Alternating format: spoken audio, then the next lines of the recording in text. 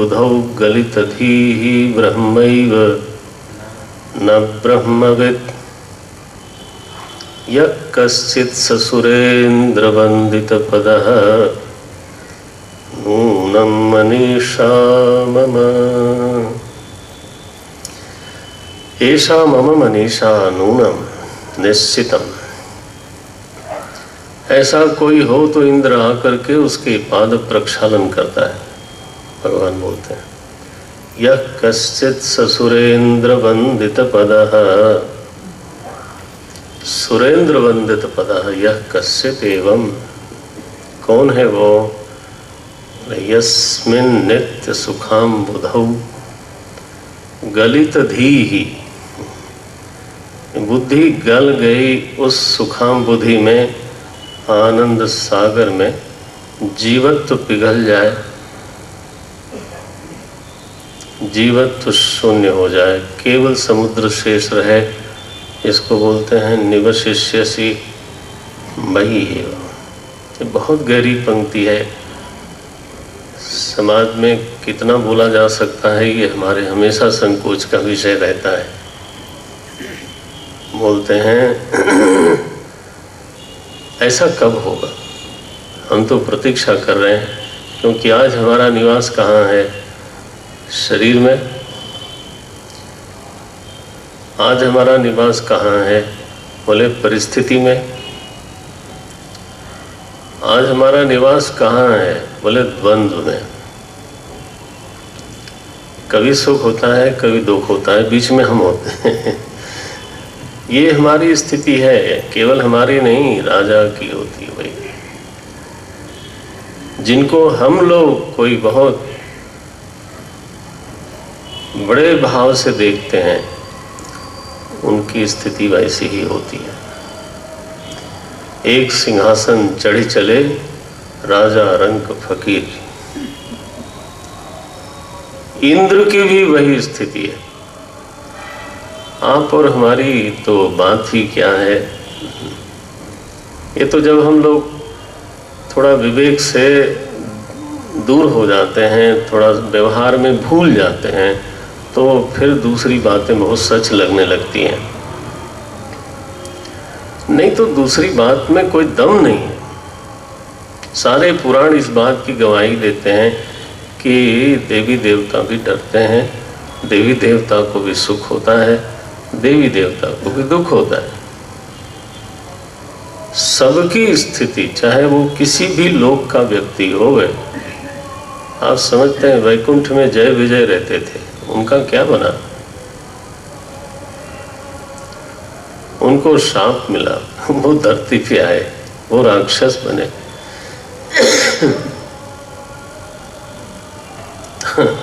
ये सब बातें क्यों कही जाती हैं? क्योंकि हमारा निवास, हम पहचाने कि इस समय हम कहाँ रह रहे हैं। द्वंद्व में रहते हैं, परिस्थिति में रहते हैं, शरीर में रहते हैं। भगवान क्या बोलते हैं? निवसिष्यसि मयि एव। तो कदा एवं भविष्यति प्रभु, ऐसा कब होवेगा? बोले साधना करो। क्या साधना है? सबसे सात्विक, सबसे ऊंची, सबसे सूक्ष्म साधना का भगवान सबसे पहले उल्लेख करते हैं। क्या बोलते हैं? मयि एव मन आधत्स्व मयि बुद्धिम निवेशय। मयि माने क्या अर्थ लेंगे आप? मयि माने दोनों अर्थ लें, सोपाधिक भी और निरुपाधिक भी। कोई भक्त है जो जिसने अपना मन और अपनी बुद्धि दोनों ही सोपाधिक ईश्वर में डाल दी। आधत्स्व, अपने समूचे अंतःकरण का निवेश किया प्रभु में, दुनिया में नहीं। निवेश माने इन्वेस्टमेंट बोलते हैं आजकल बाजारू भाषा में। Somebody has invested the mind and intellect both into God. सोपाधिक ईश्वरे मनः आधत्स्व बुद्धिम निवेशय। अंतःकरण जो हमारा है हमारे पास, आप उसको समझें जितना समझ सकते हैं, यहाँ वो प्रसंग नहीं है। अंतःकरण में दो फैकल्टी हैं, दो सामर्थ्य हैं। एक को बोलते हैं इमोशनल फैकल्टी और एक को बोलते हैं एनालिटिकल फैकल्टी, थिंकिंग फैकल्टी। आपके हमारे सबके अंतःकरण में ये दो हिस्से हैं। एक भाव प्रधान धारा बहती है और एक विचार प्रधान धारा बहती है। तो कहीं पर हमारा भाव होता है लेकिन विवेक उसका समर्थन नहीं करता। तो मन आधत्स्व किंतु बुद्धिम न निवेशिता। कहीं पर हमारा विवेक समर्थन करता है लेकिन भाव नहीं बनता। तो ये डिवाइडेड है हमारी पर्सनालिटी। भगवान कैसा बोलते हैं, ना पूरा करो। मन आधत्स्व बुद्धिम निवेशय। ये सोपाधिक ईश्वरे। सोपाधिक ईश्वर का तो मैं क्या कहूँ, अभी 2-3 दिन से बात हो ही रही थी। सोपाधिक ईश्वर का नाम है, एक विशेष भाव है संदर्भ के अनुसार, और संदर्भ के अनुसार कर्म भी है। तेहि धरि देह चरित करि नाना, सो केवल भगतन हित लागी। तो यह जो सोपाधिक प्रभु है उसका कोई एक ही चरित्र है ऐसा नहीं है। वो रावण के संदर्भ में उसका चरित्र बदल जाता है, खर दूषण के संदर्भ में उसका चरित्र बदल जाता है, शबरी के संदर्भ में उसका चरित्र दूसरा होता है, अगस्त, अत्रि और शरभंग ऋषि के संदर्भ में तीसरा होता है, और भरत जी के संदर्भ में चौथा होता है। जनक जी वशिष्ठ जी के संदर्भ में बिल्कुल अलग है। वशिष्ठ जी के सामने हथियार रख के भगवान प्रणिपात करते हैं। हथियार कभी नहीं छोड़ते भगवान, लेकिन वशिष्ठ जी के सामने हथियार धारण नहीं करते। हाँ, ये उनका तेहि धरि देह चरित करि नाना। भक्तों के संदर्भ में उनका चरित्र क्या है? बोले भक्त के संदर्भ में तो क्या कहना, अनुग्रह विग्रह है। हमें तो वही रूप चाहिए ना जो अनुग्रह ही मानो आकार धारण करके बैठ गया हो।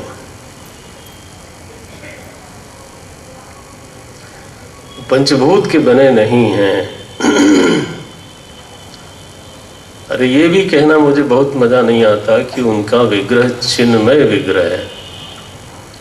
जब सोपाधिक की बात कही जा रही हो तो मुझे जो सबसे प्रिय शब्द लगता है वो है भगवान का अनुग्रह विग्रह। मानो भगवान के आकार में अनुग्रह साक्षात मूर्तिमान होकर के भक्त के सामने रहता है। जय विधि होई नाथ हित मोरा, करहु सो बेगी दास में तोरा। ये सोपाधिक ईश्वर है, बहुत प्रिय है। अगर उसकी करुणा, उसका प्रेम समझ में आने लग जाए तो भाव और कहाँ बहेगा, सारे भाव उसी में जाएंगे और सारी बुद्धि भी उसी में जाएगी। यदि ऐसा हो गया तो निवसिष्यसि मयि सोपाधिके ईश्वरे एव। तुम मेरे साथ रहोगे, मेरे पास रहोगे, मेरा रूप लेके रहोगे, मेरे में रहोगे। नाउ इसको बोलते हैं सायुज्य, सानिध्य, सारूप्य इत्यादि मुक्ति। मयि का अर्थ निरुपाधिक ईश्वर है, वो भी है, बल्कि वो मुख्य है। मयि निरुपाधिके ईश्वरे बुद्धिम निवेशय मनः आधत्स्व। हे अर्जुन, सोपाधिक ईश्वर क्या होता है? अनिर्देश्यम, अक्षरम पढ़ चुके आप, तीसरा श्लोक। ये त्वक्षरम अनिर्देश्यम अव्यक्तम पर्युपासते सर्वत्रगम अचिंत्यंच कूटस्थम। सो निरुपाधिक ईश्वर तो दृष्टा है, दृश्य हो नहीं सकता, अनिर्देश्य है। निरुपाधिक ईश्वर का अभिप्राय होता है आत्मा।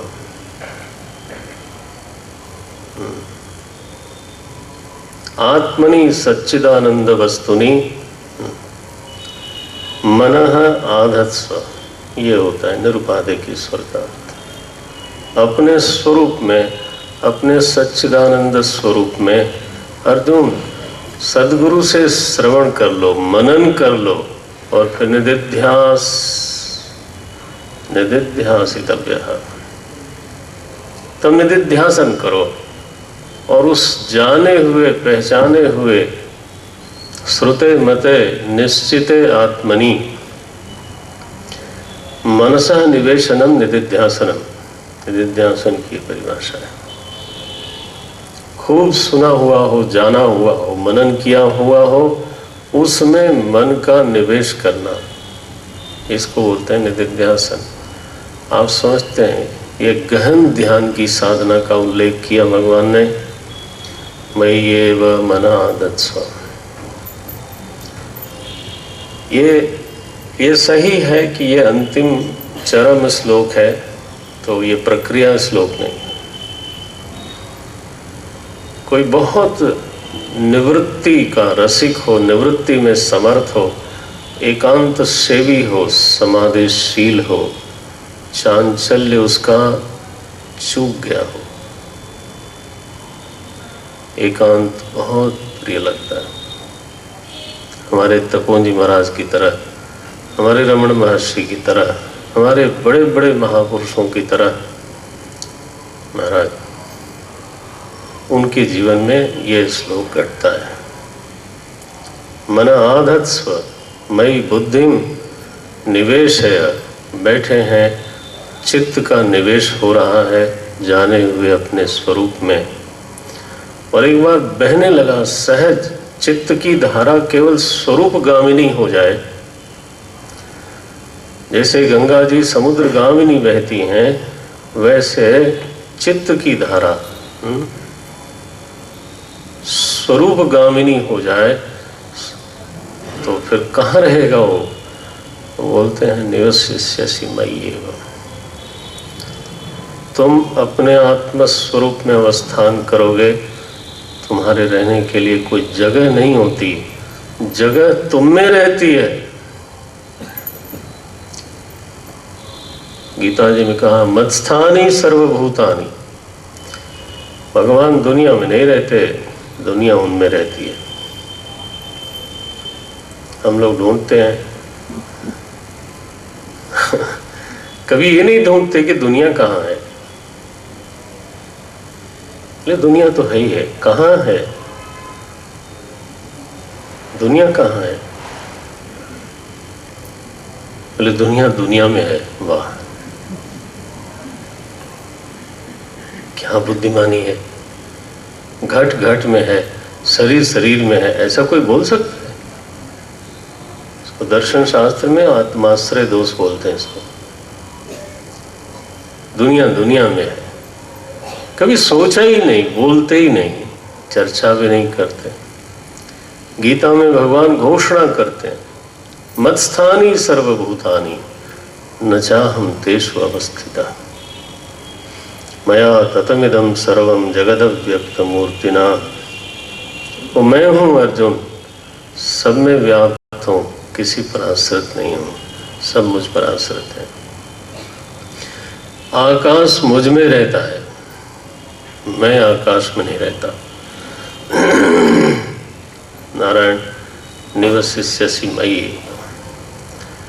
बोले भगवान इतनी निवृत्ति, इतना वैराग्य, इतनी प्रशांति अभी जीवन में नहीं आई, तो भगवान कहते हैं अथ नमा श्लोक देखें, करुणा देखें, ही जस्ट हेल्पिंग अस। अथ चित्तम समाधातुम न शक्नोसि मयि स्थिरम। अर्जुन, यदि मयि चित्तम समाधातुम शक्नोसि, ग्रंथ देखना, आपको आराम और आनंद दोनों ज़्यादा मिलेगा। अथ चित्तम समाधातुम शक्नोसि मयि, तुम अपने आप में, मुझ में चित्त का समाधान तो कर सकते हो। मानो तुम में इतनी सामर्थ्य आ गई है,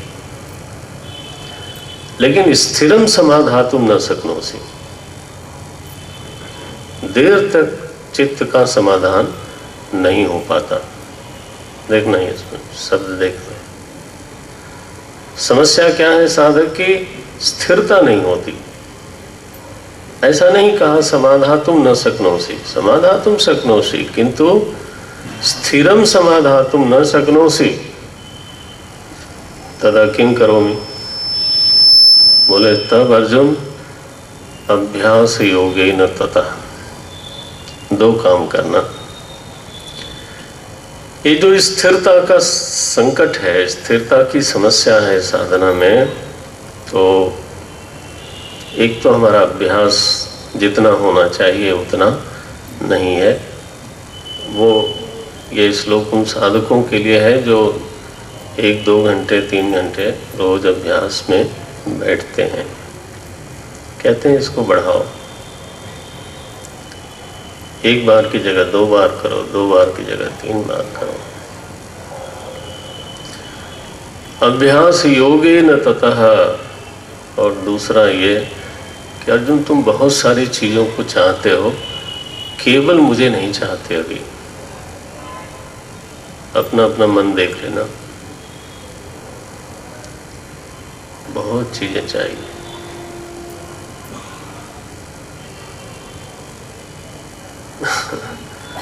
अभी गुरुकुल चलाना है। बोले आप तो साधु हो गए, आप तो केवल उन्हीं को चाहते होंगे। बोले नहीं, अभी आश्रम बनाना है, अभी थोड़ा डंका बजे, यश मिले, अभी पता नहीं क्या क्या मिले। मैं अपने लिए ही बोल सकता हूँ, आपके लिए बोलने की मेरी कोई हिम्मत नहीं है, न रुचि है। भगवान कहते हैं माम आप तुम इच्छा, देखना ग्रंथ देखना।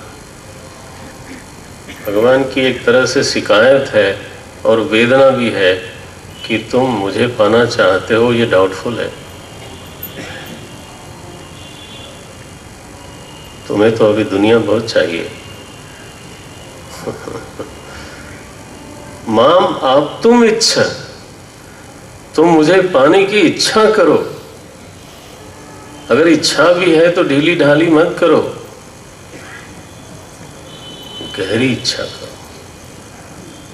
ऐसी इच्छा करो कि केवल मुझे ही पाना है, बाकी इच्छाएं बहुत हैं। वहां पहुंचने के बाद कैसा लगता है? जिस जिस चीज की इच्छा करी, उस जगह पे पहुंच जाने के बाद तुम्हें क्या मिला? बोले जैसे थे।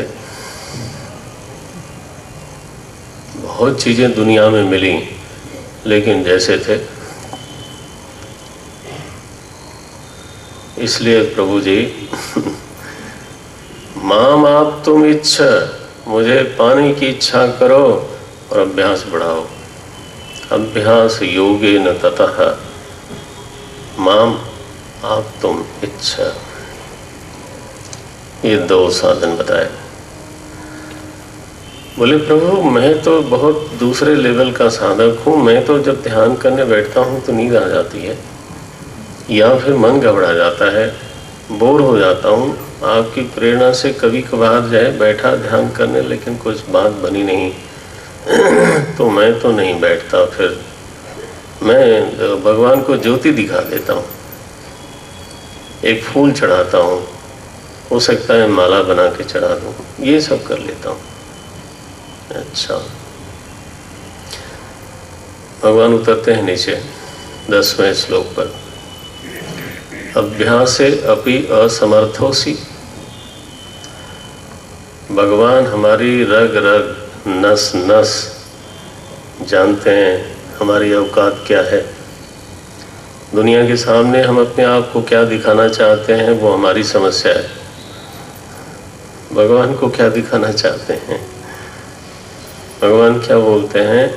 अभ्यासे अपि असमर्थोसी। अभ्यास करने में, आदत्सु में तो असमर्थ हो ही, निवेशय में तो असमर्थ हो ही, अभ्यासे अपि असमर्थोसी। अभ्यास में भी अगर असमर्थ हो तो अब तुम्हारे लिए मार्ग है। अभी क्या है? मत कर्म परमो भव। ये अभ्यास में असमर्थता क्यों है? क्योंकि रजोगुण है। अंतर्मुखता का अभ्यास करने के लिए सत्वगुण बहुत चाहिए। ये बच्चों का खेल नहीं। सत्वगुण होवे तो चित्त में अंतर यात्रा होवे। रजोगुण भरा हो और हम चित्त को अंदर ले जाना चाहें, उठा के फेंकता है वो। तो अगर रजोगुण है, let us accept the reality, तो फिर मत कर्म परमो भव। रजोगुण का निर्गमन तो, क्षय तो कर्म से ही होता है। बोले महाराज, कर्म से रजोगुण बढ़ भी जाता है। रजोगुण कर्म से केवल क्षीण होता है, ये बात पूरी सच नहीं है, बढ़ भी जाता है। तो फिर क्या करें? बोले मत कर्म परमो। कर्म परमो भव ऐसा नहीं है, केवल कर्म करो ऐसा नहीं कहा। क्या बोलते हैं? मत कर्म मेरी प्रीति। ये छठा श्लोक था आपका। छठा श्लोक 10वें श्लोक के साथ जोड़ते हैं। ये तो सर्वाणि कर्माणि, यही था ना, मयि सन्न्यस्य मत्परा। ये भगवान की प्रीति को दृष्टि में रख करके ही कर्म करें। विवेक विरोधी कर्म न हो, भगवत विरोधी कर्म न होवे। बोले महाराज ये पूरा तो नहीं होता, क्योंकि बहुत सारी चीजें हम ऐसी भी करते हैं जो विवेक के खिलाफ होती हैं। ऐसे भी कर्म होते रहते हैं जो शायद भगवान को पसंद न आवे। ऐसे कर्म भी होते हैं। मैं कोई दावा नहीं कर सकता कि ऐसे कर्म नहीं होते हैं। आपके सामने तो बेईमानी क्या करें, झूठ क्या बोलें। बोले इसके लिए ही पूजा पद्धति चलाई महापुरुषों ने, ऋषियों ने, कि जब आप माला बनाते हो, जब आप दीप जलाते हो, जब आप भोग लगाते हो, जब आप पुष्प से श्रृंगार करते हो, तो वो छोटा सा इतना कर्म है, आधे घंटे, 1 घंटे, 15 मिनट का, वो तो प्रभु के लिए करते हो ना। वो मत कर्म परमो भव की प्रयोगशाला है। विचार करना इसमें। जितने प्रयोग होते हैं वो एक प्रयोगशाला में एक ट्यूब होता है, उसमें कोई चीज बनाते हैं लोग, केवल ट्यूब में रखने के लिए नहीं। Once the experiment is successful, फिर उसका विस्तार होता है। भगवान ने 9वें अध्याय में मेरे ख्याल से 26वां 27वां होगा या 25वां 26वां श्लोक होगा। पहले कहा मत पत्रम पुष्पम फलम तोयम, कौन सा श्लोक है? 26वां है, 26वां। पत्रम पुष्पम फलम तोयम यो में भक्त्या प्रयच्छति तदहम भक्ति उपहृतम अस्नामि प्रयतात्मना। ध्यान रहे 26वें पे रुक मत जाना। 27वां देख लो, यत करोषि, यही है ना? क्या मतलब निकला? 26वां प्रयोगशाला है, 27वां जीवन है।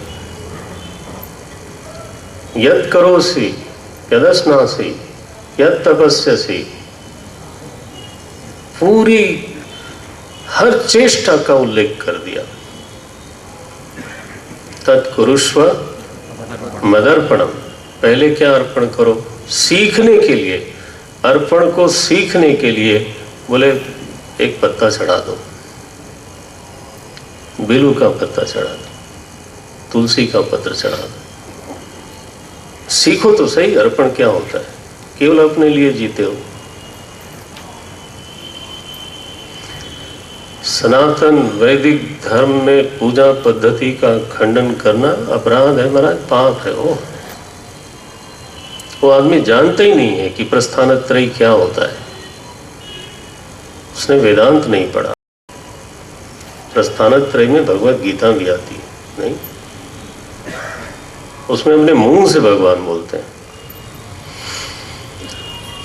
एक लोटा पानी लेकर के भगवान शंकर के शरीर पर हर हर पत्रम पुष्पम फलम तोयम लिखते हैं। बोले हम मन में कर लेंगे, लोग ऐसा सुना मैंने, कहते हैं लोग। तो भगवान भी मन में ही आपकी मदद कर देंगे तो अच्छा लगेगा।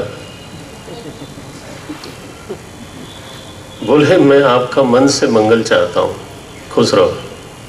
मैं अपने घर गया, आपको तो सीधे सीधे द्रव्य चाहिए और उसके समय आप सो कॉल्ड इंटेलेक्चुअल बनने लग जाते हैं। इससे बड़ी बेवकूफ़ी क्या होगी? ये इंटेलेक्चुअल है, इसको इंटेलेक्चुअल बोलते हैं। कमाल है।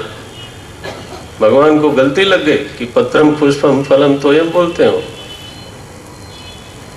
लेकिन यस, अधूरी बात है। पूरी बात तब बनती है जब 27वां श्लोक हम जीने लगते हैं। यत करोषि, वही 27वां श्लोक 10वें श्लोक में प्रकट हुआ है। मत कर्म परमो भव। तो अगर सारे कर्म नहीं हो पाते तो कम से कम पूजा करते समय पाठ कर 24 घंटे में 5 मिनट, 10 मिनट, 15 मिनट, आधे घंटे, जैसा सबके लिए अनुकूल हो वैसा करना चाहिए। ये पत्रम पुष्पम फलम तोयम मत कर्म परमो भव मदर्थम अपि कर्माणि कुर्वन्। मेरे प्रीति के अनुसार अगर कर्म करते रहोगे अर्जुन, रजोगुण बढ़ेगा नहीं, सत्वगुण बढ़ जाएगा। मदर्थम अपि कर्माणि कुर्वन् सिद्धिम अवाप्स्यसि। चित्त शुद्धि रूपी सिद्धि अवाप्स्यसि, बढ़ेगी। चित्त निर्मल हो जाएगा, सत्वगुण बढ़ेगा, चित्त में समाहित भाव की प्रतिष्ठा होगी। नारायण। साधक ने कहा मुझसे बिल्कुल नहीं होता, ये भी नहीं होता। देखो कहाँ जाना है, मयि एव मनः आधत्स्व। स्थिति हमारी ये है कि हम उनके लिए कर्म भी नहीं कर सकते। भगवान इस बात को जानते हैं, स्वीकार करते हैं। अथ 11वां श्लोक, अथ एतदपि असक्तोसि। सी द ब्यूटी, कैसे बोलते हैं वो। अथ, अच्छा, एतदपि असक्तोसि, इसमें भी असक्त हो। किसमें? कर्तुम मदयोगमाश्रितः, मदयोग आश्रितः कर्तुम एतदपि असक्तोसि, इसमें भी अगर असक्त हो। बोले महाराज I think I don't have any chance, no option is left for me now. आपने सारी तो बातें कर दी। बोले नहीं नहीं, तुम्हारे लिए रास्ता है। You are not a lost person, still there is a way. क्या रास्ता है? सर्व कर्म फल त्यागम ततः यदि त्वम असक्तोसि ततः, तो इसके पश्चात एक ही रास्ता बचता है, सर्व कर्म फल त्यागम ततः कुरु। यतात्मनः, हे साधक, यति बनो, यत्नशील बनो। सारे कर्मों के फलों का त्याग करो। बोले महाराज कर्म का त्याग कर दूं तो कर दूं, फल का त्याग कैसे करूं, फल ही तो चाहिए। आपने तो और कठिन बता दिया। आप कहते ये कर्म छोड़ दूं तो मैं दूसरे दिन क्या उसी दिन छोड़ दूं, लेकिन फल जारी रहना चाहिए, तनख्वाह मिलती रहनी चाहिए। ये तो हमारी मनोवृत्ति है, और आप वो भी एक दो कर्मों का फल नहीं, सर्व कर्म फल त्यागम कहते हो। And I should work without pay or what? I should work without fees, without pay. ये आप क्या मुझे बनाना चाहते हो? बंधुआ मजदूर बनाना चाहते हो? क्या बनाना चाहते हो? बोले तो ये तुम्हारे लिए अंतिम विकल्प है। महाराज ये विकल्प पहले भी संभव नहीं था, ये तो अंतिम आप क्या बोलते हो? देखें, फल त्याग करने की सामर्थ्य जीव में है नहीं। विचार करके देख लेना आप। अगर फल त्याग करने की सामर्थ्य होती तो आप शरीर ही धारण नहीं करते। शरीर क्या है? कर्म का फल है। फल त्याग करने की सामर्थ्य होती तो आपके जीवन में परिस्थिति जो नहीं चाहते वो नहीं आती, लेकिन वो तो बलात् आती है, बल्कि बिना पूछे आती है। आप मना करते हो तो आती है। किसी की परिस्थिति उससे पूछ के नहीं आती, और किसी की परिस्थिति उससे पूछ के जाती भी नहीं। बिना पूछे जाती है, बिना पूछे आती है, और हम छाती फुलाते हैं कि हम भी कुछ हैं। अरे तू क्या हो महाराज? जिसको तुम्हें भोगना है उस पर तुम्हारा एक रत्ती कंट्रोल नहीं। क्या बक बक बोलने वाली बात है। इसलिए हम कई बार बोलते हैं, अपने लिए बोलते हैं, अभिमानी होने के लिए केवल एक क्वालिफिकेशन चाहिए। The person should be first class idiot. That's all. इससे कम में वो अभिमानी नहीं हो सकता। He has to do PhD in idiocy. और क्या बोले, किस बात का अभिमान है? जिस पर हम अभिमान करते हैं वो मालिक साहब ने दिया है, और वो जब चाहेगी चली जाएगी, हम रोक भी नहीं सकते, और बस अभिमान किए बैठे। कोई गंगा जी में नहा रहा था, उसको बहता हुआ एक छड़ी मिल गई या छाता मिल गया, और मैं छड़ी वाला बाहर निकला तो वो छड़ी वाला बाहर खड़ा था। उसने कहा ये छड़ी हमारी है। उसको देना पड़ा। बाद में बड़ा दुखी हुआ। उसके मित्र ने देखा, बोले क्या हुआ? बोले एक छड़ी मिली थी, वो खो गई, बताइए। बोले अच्छा, नई थी क्या? बोले हाँ नई थी और बहुत बढ़िया थी। कब ली थी? ली तो नहीं थी। I lost money when you bought. खरीदा कब? खरीदी नहीं थी। फिर गंगा जी में नहा रहा था, वहां मिल गई थी। वाह क्या मजेदार बात है। मिल गई थी तब तो वो कुछ सोचा नहीं। फिर बाहर निकला तो किसी ने कहा ये हमारी, ये देनी पड़ी। I lost. What a loss. हम लोगों की ऐसी कहानी है, मिलती है अभिमान कर बैठते हैं, ले ली जाती है आई लॉस्ट, है ये कहानी बट है। हम लोग बहुत कमजोर प्राणी हैं, लेकिन इस कमजोरी का भी अभिमान करते हैं। What A beauty.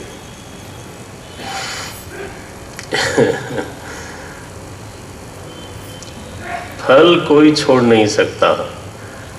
अवश्यमेव भोक्तव्यम कृतम कर्म शुभाशुभम। फल तो भोगना पड़ता है, क्योंकि आपने उसको पैदा किया है। तो अगर ये सच है तो भगवान कैसे बोलते हैं फल त्यागम कुरु? क्या मतलब है फल त्याग करने का? कोई कर सकता है? नारायण नहीं कर सकता। फल त्यागम कुरु का अभिप्राय इतना ही समझ में आता है गुरुजनों की कृपा से कि फलेषु फल बुद्धे है त्यागम कुरु। फल में फल बुद्धि का त्याग हो सकता है प्रसाद बुद्धि द्वारा। रिप्लेसमेंट हो सकता है। जो भी फल हमको मिलता है उसमें ये भाव रखा जा सकता है कि ये प्रभु का प्रसाद है। बोले महाराज ये तो भावना है। भावना है तो आप क्या कहना चाहते? बोले मेरे परिश्रम का फल है। परिश्रम ने स्वयं फल दिया या परिश्रम के अनुसार भगवान ने फल दिया? क्या सही है? विचार कर लेना। परिश्रम ने स्वयं फल दिया या परिश्रम के अनुसार हाँ भगवान ने फल दिया? अगर भगवान ने फल दिया, आप मंदिर में जाते हो, मिठाई चढ़ाते हो, अपने पैसे से खरीद के चढ़ाते हो, मंदिर में चढ़ता है, भगवान के सामने रखा जाता है, नैवेद्य हो गया। वही मिठाई फिर आपके पास आती है, क्या बोलते हो आप? मिठाई है कि प्रसाद है? क्यों बोलते हो? आपने खरीदी थी, प्रसाद क्यों बोलते हो? क्योंकि अब भगवान के यहाँ से हो के आ रही। तो हमारा आपका कोई भी कर्म फलित नहीं होता जब तक वो वहां से हो के नहीं आता। इसलिए सच्चाई यही है। ये गलत वाक्य है कि मेरे परिश्रम का फल है। ये वाक्य अधूरा है, गलत है, अर्ध सत्य है। सत्य तो यही है कि हाँ मेरे परिश्रम का फल है, परिश्रम के अनुसार भगवान का दिया हुआ प्रसाद है। प्रसाद महाराज क्या होता है? ऐसी चीज प्रसाद में मंदिरों में दे दी जाती है जो खाने में अच्छी नहीं लगती है। ठीक है ना? मैं अभी जगन्नाथ जी के चरणों में गया था तो वहाँ चंदन दे देते थे, बोलते खा जाओ इसको। अब खाने में कोई स्वादिष्ट थोड़ा होता है, लेकिन प्रसाद है। कहीं कहीं भस्म दे देते हैं। आप हो सकता है आपने ये देखा हो। प्रसाद बुद्धि का मतलब है the power of acceptability goes highest level. अगर प्रसाद है तो स्वीकृति सामर्थ्य सबसे अधिक है। प्रसाद बुद्धि नहीं है तो फिर कंप्लेन बहुत है। मुझे ऐसा क्यों मिला, ऐसे मेरे क्या मिला, मेरे को ऐसा क्यों। एक बार चीजों को स्वीकार कर लें कि यस उसमें कोई मंगल कामना होगी, भगवान ने अगर दिया है तो गलत तो हो नहीं सकता। त्यागात् शांति अनंतरम। चित्त शांत होता है। स्वीकार करना एक बड़ी सामर्थ्य का नाम है। कई बार हम रजिस्ट करते हैं and that converts into tension. कई बार हम विद कंप्लेन रजिस्ट करते हैं that converts into tension, complaint, frustration. मैं यहाँ अध्यात्म के लिए बैठा, कोई साइकोलॉजी बोलने के लिए नहीं बोलता हूँ। साइकोलॉजी बहुत ही साधारण विद्या है।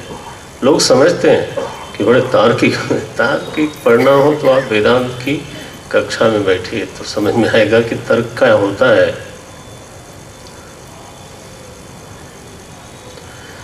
नारायण, तर्क तो बड़ी अद्भुत चीज है। ऐसे ऐसे सवाल हमारे ग्रंथों में किए जाते हैं जो हमारे आम समाज में कोई कल्पना नहीं कर सकता। प्रौढ़ ग्रंथ अगर आप पढ़ना चाहें तो काबिलियत भी होनी चाहिए। एनीवे, तो प्रसाद बुद्धिम कुरु सर्वेषु फलेषु सर्व कर्म फल त्यागम जो कहा है, भाव ये लेना चाहिए, सर्वेषु फलेषु प्रसाद बुद्धिम कुरु, स्वीकार करो, भावना करो, श्रद्धा करो कि इसमें हमारे लिए मंगल जरूर होगा। जब अनसुईया जी के लिए शाप में मंगल था तो मेरे लिए मंगल क्यों नहीं होगा? क्यों नहीं होगा? आप अपने पीछे के जीवन से सीखो, मैं भी सीखता हूं। जिस चीज को हमने माना कि ये बहुत विपरीत परिस्थिति मिली है, मेरे लिए एक तरह से कर्ष है, शाप जैसा है, आज मैं सेफली ये महसूस करता हूं कि अगर वो ऐसा उस समय नहीं हुआ होता तो आज मैं शायद यहां नहीं बैठता। आप इस बात को काट नहीं सकते। अगर ईमानदारी से विचार करोगे तो इसको काट नहीं सकते कि जीवन में जो कठिन परिस्थितियां आई वो हमको केवल दंड देके पीड़ित करके चली गई, ऐसा नहीं है। उन्होंने हमारी झोली में बहुत अच्छी चीजें भी डाली हैं, बल्कि उन्होंने ज्यादा डाली होंगी।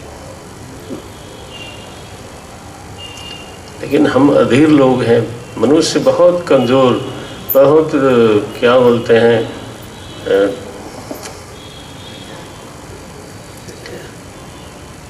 पिलपिला सा आदमी है। ऐसे दबाओ तो बस परेशान हो जाता है। उसके बावजूद अभिमान करेगा। That is the beauty of the human body. मुझे मालूम नहीं शेर को और अन्य किसी पशु को अभिमान होता है कि नहीं होता है। हमें हो जाता है, 2 मिनट में हो जाता है। हमारी स्थिति है कि थोड़ा दबाओ तो बस बह गए, जबकि सच इसके बिल्कुल हट के है। So let us accept what comes in my life. तुम्हारा कर्म फल त्यागम कुरु तथा हे यतात्मवान एवं कुरु। अर्जुन ने कहा, महाराज मैं राजकुमार हूं, I have been choosing the best. Princely life का मतलब क्या है? जो बेस्ट ऑप्शन है वो हमारा है। जोड़ तोड़ करके किसी तरह से जिंदगी चलाना ये हमारा अभ्यास नहीं था। आप कहते हैं this is the last option, you have to adopt it. ये तो मेरी साइकोलॉजी के बिल्कुल खिलाफ है।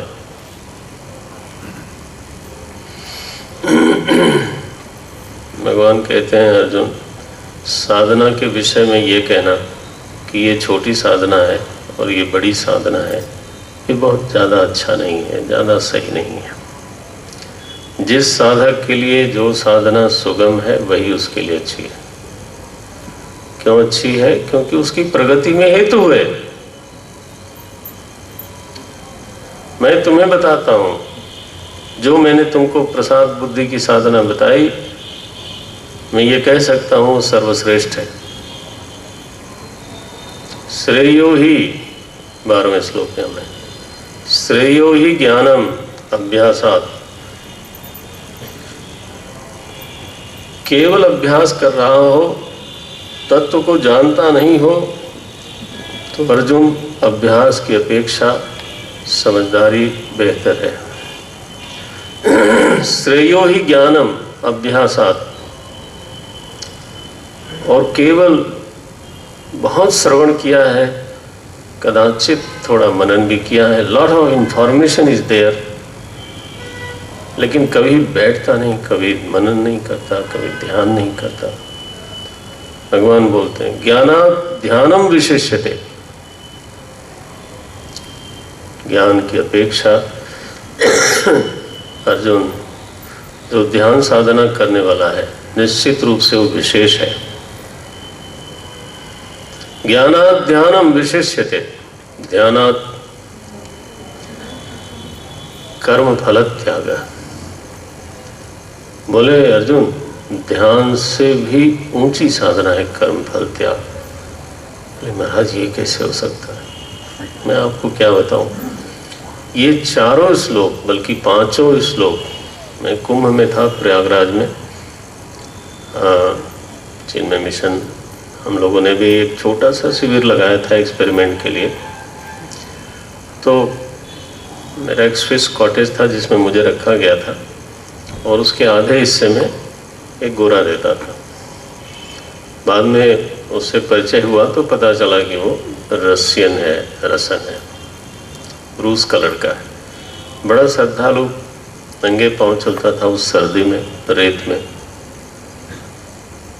तो सुबह जब मैं प्रश्नोत्तर के लिए बैठा, छोटा सा ऐसा पंडाल बनाया था तो प्रश्नोत्तर के लिए, तो उस रूस के लड़के ने, यंग लड़का था, शायद 35-40 साल का होगा, बोलता है कि पहले तो उसने बिना ग्रंथ देखे ये पांचों श्लोक बोले।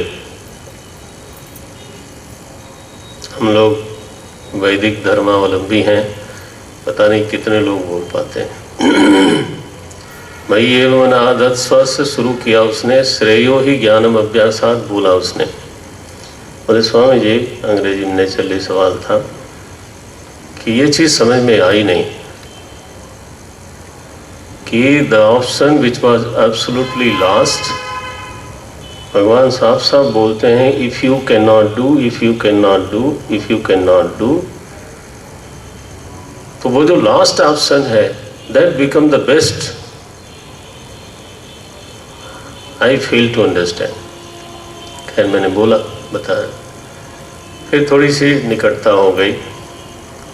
बाद में सिद्धवाड़ी बुलाया उसको मैंने, वो आए भी, काशी में रहते हैं, 1 महीने रहे हमारे पास। बहुत प्रेरणादायी भगवान ने वो संग मिलाया। उसने कहा, मैंने पूछा उससे हाउ डू मेंटेन योरसेल्फ, तो अपने को मेंटेन कैसे करते हो, what is the source of income, economy, do you receive money orders और व्हाट? कहने लगे Swami ji why should I receive money order? In Moscow, I've been working 7 years. I worked 7 years there. Hard work.